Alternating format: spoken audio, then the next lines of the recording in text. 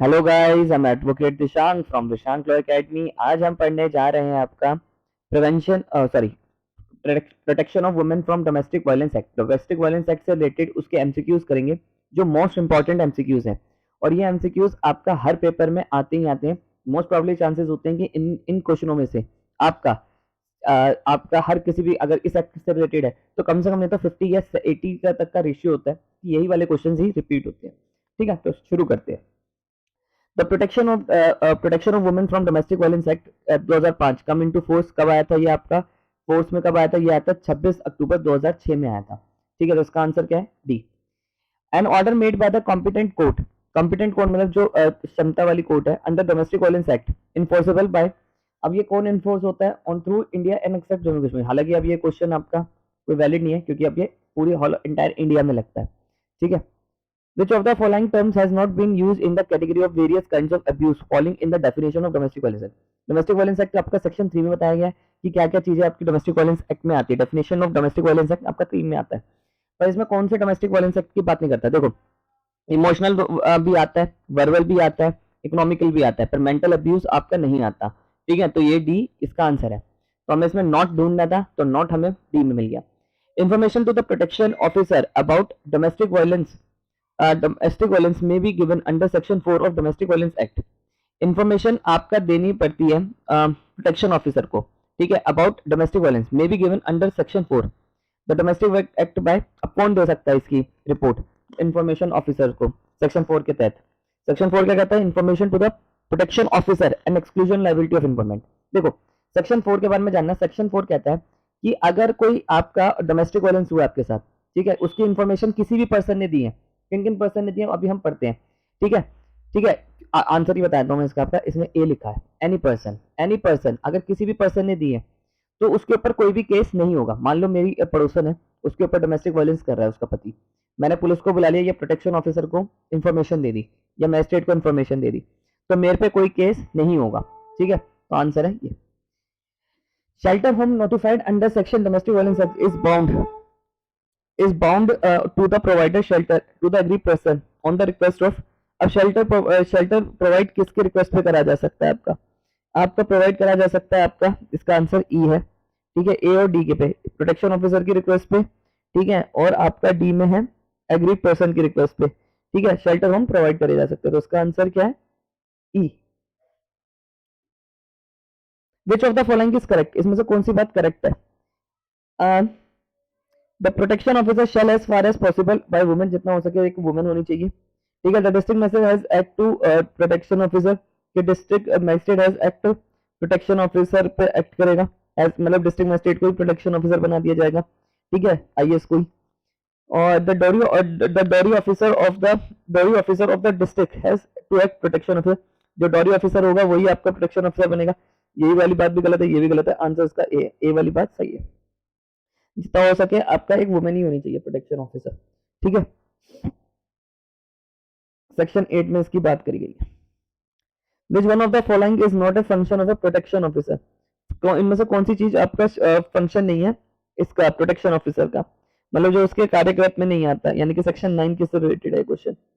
तो इसका आंसर ही सीधा जान लेते हैं। इसका आंसर है टू ऑर्डर मॉनिटरी रिलीफ। वो मॉनिटरी रिलीफ नहीं कर सकता। ठीक है, इसका आंसर वैसे डी है। इसमें हमें नॉट ढूंढना था, तो इसका आंसर डी है कि वो मॉनिटरी रिलीफ नहीं दे सकता। बट क्या क्या काम कर सकता है? उसका काम है मैजिस्ट्रेट को असिस्ट करना। ठीक है, to maintain list of services providers, service providers की लिस्ट बनाना। To get aggrieved person medical examine, उसको मेडिकल एग्जामिन करवाने ले जाना। ठीक है, पर इसमें सिर्फ डी का नहीं है, तो इसका आंसर सिर्फ इसमें डी होगा। ठीक है, इसका आंसर डी है। इसका भी आंसर दिख ही गया, खुल गया। Under section 8 of domestic violence act the number of protection officer each district में भी कितने होंगे? तो आपका सच मेंबर ऑफ द स्टेट, जितने स्टेट गवर्नमेंट ने बताए हैं उस हिसाब से होंगे, तो इसका आंसर बी है, दिख ही रहा है। Which one of the following?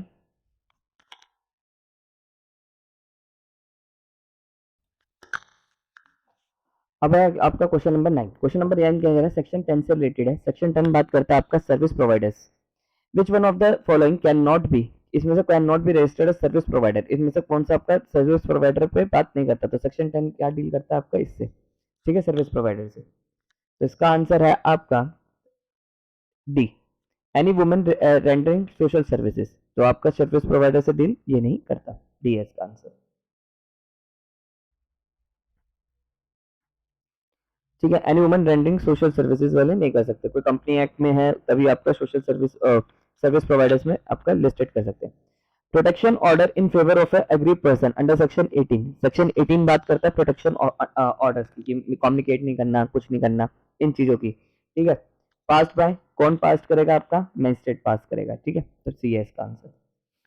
N application for obtaining order relief under section 12, section 12 में आपने एप्लीकेशन लगाई डोमेस्टिक वायलेंस एक्ट की, the magistrate shall not ordinary fix date from the, magistrate कितने दिन की डेट फिक्स करेगा।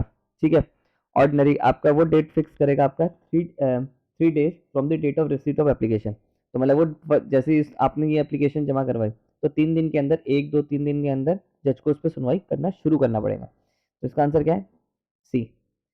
In which of the following judgment Honorable Supreme Court held that where an act of domestic violence commenced prior for the act of the woman from the act continue even after also such situations the agree person is entitled to protection of the act, तो किस type के तहत वो protection ले सकती है आपका, Sarwat versus बाबू वाले केस में, तो इसका आंसर ए है। A notice of date of hearing under section 12 domestic violence act shall be magistrate to the तो प्रोटेक्शन ऑफिसर, तो प्रोटेक्शन ऑफिसर को बुलाया जाएगा, तो उसका आंसर पी है।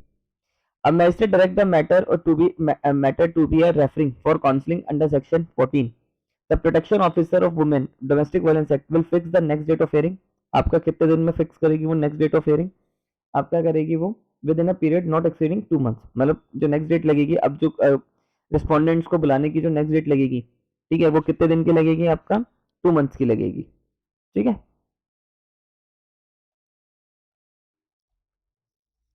और 3 days की क्या है, उस पर सुनवाई शुरू हो जाएगी। रेजिडेंस ऑर्डर आपका किस में बताया गया, तो रेजिडेंस ऑर्डर आपका बताया गया आपका 19 में। ठीक है, तो सेक्शन 19 में आपका रेजिडेंस ऑर्डर है।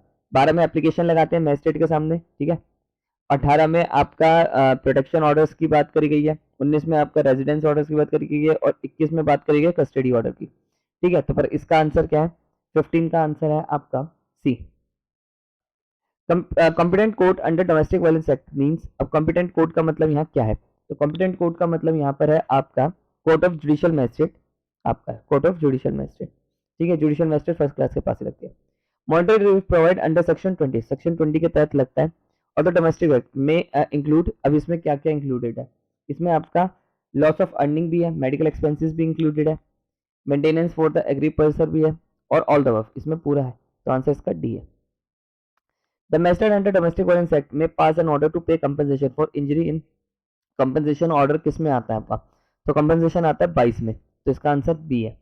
21 में क्या आता है आपका, 21 में आता है कस्टडी ऑर्डर्स, ठीक है, टेम्परेरी कस्टडी। 20 में आपका मॉनिटरी रिलीफ के बारे में आता है, और 23 में आपका power to grant interim and ex parte degree orders की बात आती है। ठीक है, तो इसका आंसर वैसे बी है आपका। टू पे कंपनसेशन आपका किस में बात करी गई है, आपका 22 में।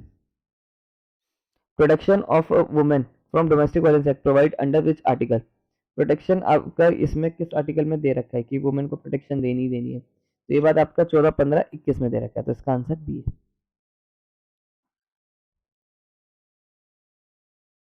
In the protection officer from domestic violence act, domestic violence includes, इसमें क्या क्या डोमेस्टिक इंक्लूड करी गई है, तो इसमें आपका A and B, economical abuse और सेक्सुअल अब्यूज दोनों इंक्लूडेड है, सिर्फ मेंटल अब्यूज इंक्लूड नहीं है, तो इसका आंसर क्या है, सी। अब protection order made under section 18, section 18 के तहत प्रोटेक्शन ऑर्डर मिलता है, प्रोटेक्शन ऑर्डर्स मिलते हैं। ठीक है, तो वो आपका किस में, the aggrieved person applies for discharge, तो एग्री पर्सन जब तक उसमें, देखो कोई आपका एग्री पर्सन को वो मिला, प्रोटेक्शन ऑर्डर मिला, तो वो कब वापस ले कब वापस होगा, वो खत्म कब तक कब होगा, जब तक आपका एग्री पर्सन उसे पे डिस्चार्ज के ऑर्डर्स ना ले ले। ठीक है, उसे डिस्चार्ज ना लगा ले, तो इसका आंसर क्या है, C. One of the following does not match, इनमें से कौन सी चीज आपका मैच नहीं करती, तो इसमें आपका सी डोमेस्टिक वायलेंस एक्ट में मैच नहीं करती, बाकी अलग अलग एक्ट है, आपका सी जो है वो डोमेस्टिक वायलेंस आउट हो रहा है, तो सी है इसका answer. As per 2Q, 2Q बात करता है आपका protection officer women domestic violence act, respondent means, respondent का मतलब क्या है, any person who is domestic violence, domestic relationship. टू क्यों आपका क्या बात कर रहा है, रिस्पोंडेंट की बात करता है, ठीक है। Who is an domestic relationship, जो डोमेस्टिक रिलेशनशिप है विद द एग्री पर्सन के साथ, and against whom the aggrieved person has sought relief under act, तो वो जिससे वो प्रोटेक्शन मांग रहा है, तो ए है, ठीक है, जो जिसका रिलेशनशिप है एग्री पर्सन के साथ, क्या डोमेस्टिक रिलेशनशिप का, तो इसका आंसर ए है। Relief which can be provide under under domestic violence act, कौन सा रिलीफ आपको दिया जा सकता है, तो इसका आंसर है टी, ऑल ऑफ दिस, ठीक है। कंपनसेशन आपका 22 में, कस्टडी ऑर्डर आपका 21 में, रेजिडेंशियल ऑर्डर आपका है 19 में, और प्रोटेक्शन ऑर्डर्स की बात करी गई है 18 में, तो इसमें आंसर क्या है, डी।